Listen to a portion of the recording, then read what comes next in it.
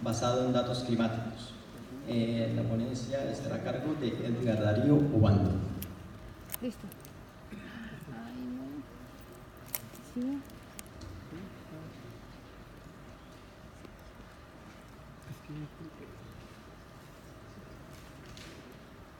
Pase.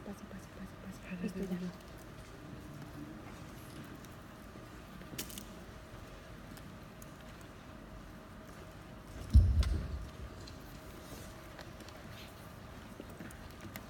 Bueno, muy buenas tardes con los asistentes. Vamos esta tarde a hablar un poco sobre la comparación metodológica para pronosticar capacidad de generación de energía fotovoltaica basada en datos climáticos. Este trabajo es presentado por quien les habla, Edgar Darío Obando, Sandra Jimena Carvajal y Jairo Pineda. Los tres pertenecemos al grupo E3P, Environmental, Energy and Education Policy de la Universidad Nacional de Colombia, sede Manizales.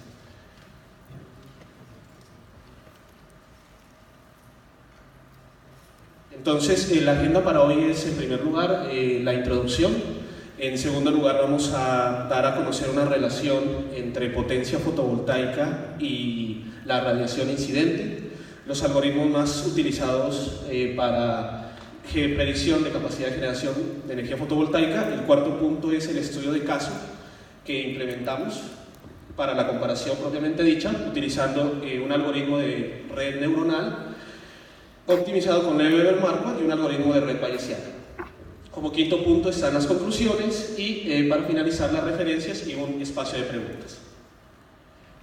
Como introducción, y lo primero que hay que tener en cuenta al hablar de paneles y sistemas fotovoltaicos es que están muy dependientes del clima, son muy dependientes de las condiciones climáticas de las regiones que se implementan, en las regiones que se implementan. Es así como existe un cambio en la potencia de salida que nos entrega el fabricante. El fabricante nos entrega una potencia ideal, la cual es cambiante dependiendo de las radiación incidente, la temperatura, velocidad del viento, etcétera, humedad, pluviosidad, y eso genera fallas en el despacho, en la producción de corrientes, en vacíos en el voltaje, lo que genera un problema en el balance del sistema en general.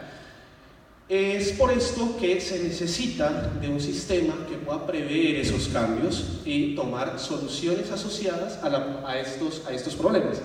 Una de esas soluciones para tener este predictor son el uso de las técnicas de predicción basadas en el aprendizaje automático o machine learning, el cual aprende de los datos históricos, ¿sí? Se tiene unos datos históricos de los cuales el algoritmo de machine learning genera funciones de tendencia o funciones objetivo con las que compara a valores medidos o que se requiere para su comparación. Todos los algoritmos de Machine Learning se comparan en términos de tiempo de convergencia, horizonte de previsión, tiempo en que genera la predicción, qué tanta incertidumbre tiene un dato medio respecto del otro, y es como se han hecho varios estudios en la literatura donde se utiliza Machine Learning para predecir radiación fotovoltaica como precursora de la potencia.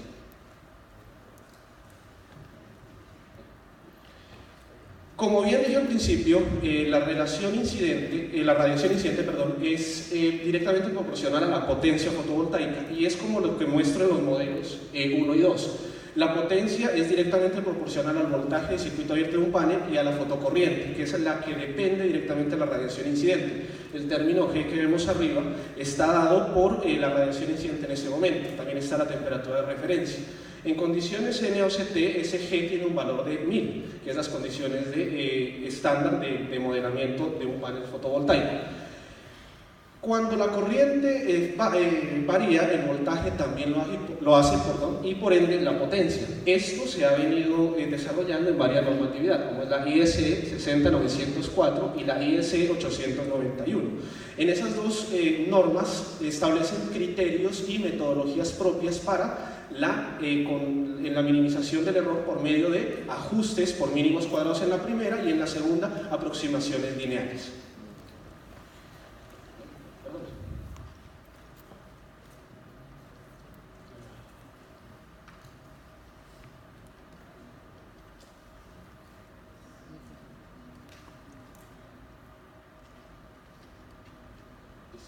Estas son las técnicas de Machine Learning más utilizadas para predicción de energía fotovoltaica.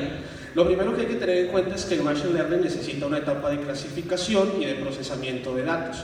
Esto debido a que los datos climáticos son muy cambiantes, hay tasas de rampa, no son constantes, hay datos faltantes y se necesita que sean cuantificados, clarificados y hacerles una especie de preprocesamiento. De ahí van a la etapa ya propiamente dicha de los algoritmos. En estos se dividen en dos tipos. De acuerdo a la revisión, hemos dividido entre tres. El primero es el aprendizaje supervisado, en el cual se necesita un maestro que guíe a los datos de entrada respecto a unos datos de salida, lo que genera unas funciones entrada-salida pareadas. Es decir, que la entrada seguirá a una salida predeterminada. Dentro de estos algoritmos, los más claros son la regresión lineal, la red bayesiana, las redes neuronales, las máquinas de soporte vectorial y dentro de las redes neuronales, las funciones de red neuronal, las funciones de propagación negra de red neuronal que utilizan unos algoritmos no lineales, altamente no lineales para modelamiento. En el aprendizaje no supervisado no se necesita de un maestro, es decir, que el algoritmo encuentra una tendencia en los datos y la saca y la genera. Este tipo de aprendizaje no supervisado es altamente utilizado en la clasificación de los datos, porque en esta etapa es donde se clasifica mediante días nubosos, lluviosos, etc., generando tendencias propias del algoritmo. ¿Sí? Entre estos están el análisis de componentes principales, el K-means, los procesos gaussianos y el análisis de componentes independientes. Un tercer grupo son las estructuras híbridas. La estructura híbrida hace referencia a la hibridación de dos o más técnicas, en las cuales se aprovecha el ámbito computacional y las potencialidades de uno u otro dependiendo del problema analizado. Es como en el estudio de caso que les voy a mostrar a continuación.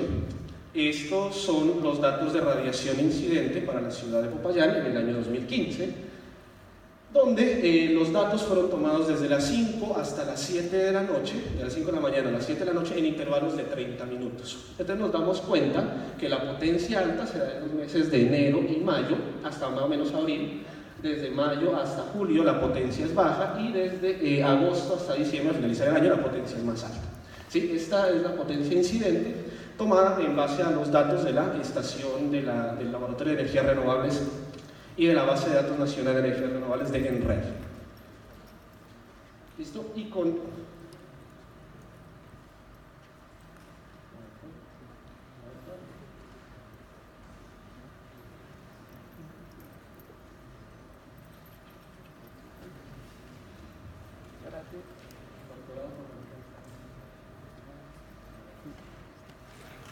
Entonces, con los datos, nosotros procedimos a implementar un estudio de caso. El primero es un algoritmo de red bayesiana. El algoritmo de red bayesiana es un algoritmo de aprendizaje supervisado, en el cual nosotros nos dimos cuenta que la incertidumbre estaba alrededor del 20% en la medida, ¿sí?, de los datos objetivos respecto a los datos medidos. La red bayesiana lo que hace es generar un ponderado de funciones medias respecto a los datos que se tienen contemplados. Es así como la incertidumbre es mayor en comparación con un algoritmo que nosotros realizamos, que es eso. Estas son las rectas de la comparación de red bayesiana. Entonces, hay dos etapas: la validación, el entrenamiento y la prueba. ¿Sí? Entonces, estas son las rectas de regresión del algoritmo. Todo el proceso solo tiene dos etapas. Más adelante voy a explicar por qué. Este algoritmo tiene una tasa de error cuadrático de 0.86, ¿sí?, generada a partir de dos etapas: prueba y entrenamiento, y validación. Lo que es caso contrario con el algoritmo de...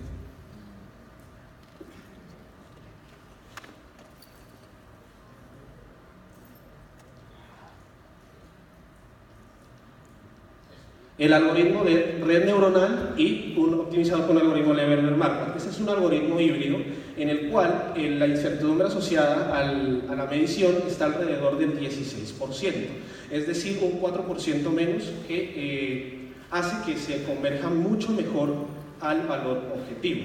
En este proceso, la red neuronal, optimizándola con el algoritmo de Weber-Markov, se generan unas rectas de regresión de esta forma. Entonces aquí vemos una etapa más, que es la etapa de prueba, que es lo que hace el algoritmo de optimización. Genera una etapa de prueba para así cerciorarse de que el algoritmo llegó a los datos que se quieren, al valor objetivo que se quiere. Entonces vemos que hay 3 etapas: el entrenamiento, la validación y la prueba. En todas esas 3 etapas se minimiza el error, haciendo que el algoritmo converja de mejor manera al valor objetivo, dándonos así una tendencia a decir que las estructuras híbridas son mayormente y de mejor desempeño en este tipo de trabajos. Como conclusiones, nosotros nos hemos puesto a la tarea de desarrollar unos algoritmos y de mirar el problema del Machine Learning aplicado a la predicción de energía fotovoltaica. La predicción en este tipo de algoritmos está dada para mejorar mediante el pre y post procesamiento de los datos, mediante técnicas. Se puede utilizar filtros de Kalman, control no lineal, múltiples entradas y salidas, estrategias de control para así minimizar el error y la incertidumbre. Ahora, en todos los algoritmos se utilizó el 60% de los datos para entrenamiento y el 40% restante está dividido entre entrenamiento y prueba. Estas son un poco de las referencias que utilizamos en el trabajo y les agradezco a ustedes y espero preguntas. Muchas gracias.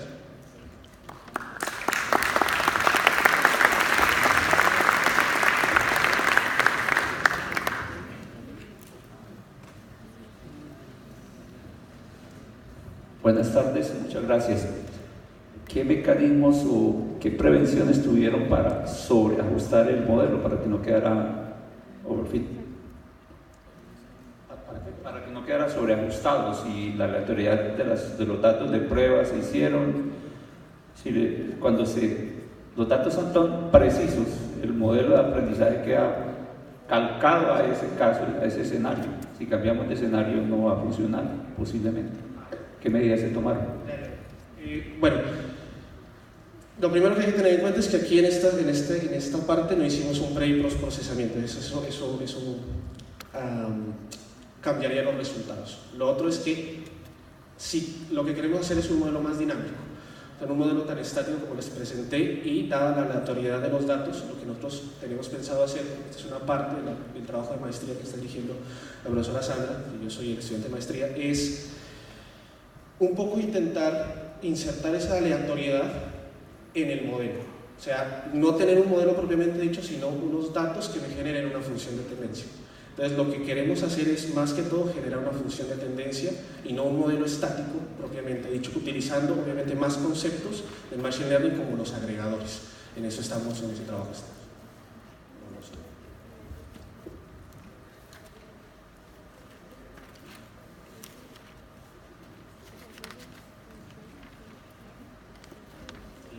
Gracias. Bueno, una de las cosas muy importantes en la predicción de generación solar fotovoltaica es precisamente predecir, ¿no? Saber cuánta energía yo puedo obtener el día de mañana para N cosas, ¿no?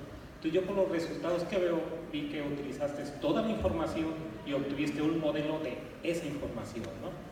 Entonces no utilizaste la mitad de los datos para predecir el que sigue, porque yo vi en uno de los días, un día está muy raro que es muy difícil de predecirlo, ¿no? Allí, ¿ustedes cómo le van a hacer? Porque es muy fácil hacer una prueba, ¿no? Agarrar la mitad de los datos y predices el día que sigue. Eso es lo más importante de una predicción, ¿no? No sé si han hecho pruebas en ese sentido. Sí, el banco de datos que estaba ahí es anual. La primera imagen era anual, ¿sí? La azul era anual. Y entonces nosotros utilizamos 10 días. Con 10 días, nosotros con todo ese intervalo de 10 días intentamos predecir 5. Y entonces en eso es lo que nos hemos mantenido haciendo, utilizando más algoritmos híbridos, sobre todo máquinas de soporte vectorial, que es lo que hemos venido trabajando. Pero posteriores, sí, claro, posteriores. Sí, porque ese es el objetivo, o sea, tener la mayor cantidad de datos de entrenamiento históricos para generar, así sea uno, predecible.